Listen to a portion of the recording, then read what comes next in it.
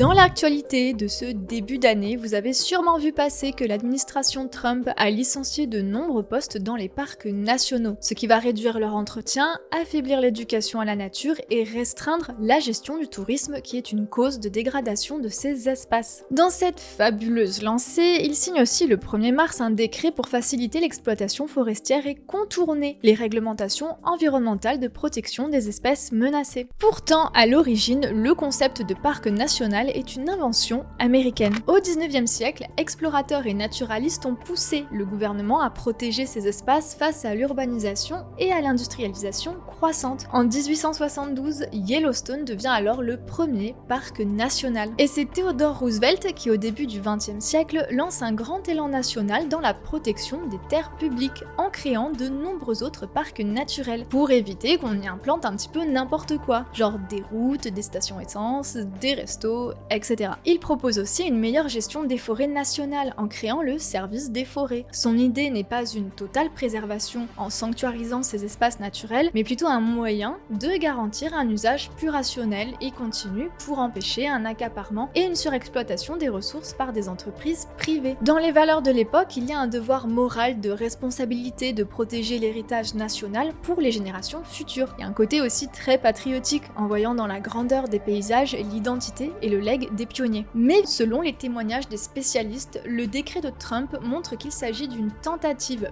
flagrante de céder des terres publiques fédérales à une industrie forestière privée, qui n'aidera pas du tout à limiter les incendies comme Trump le prétend et qui auront pour conséquence de polluer les eaux et de mener à l'extinction d'espèces. En gros, au lieu de revenir sur des choses mises en place il y a 100 ans, il devrait les conforter au lieu de les court-circuiter.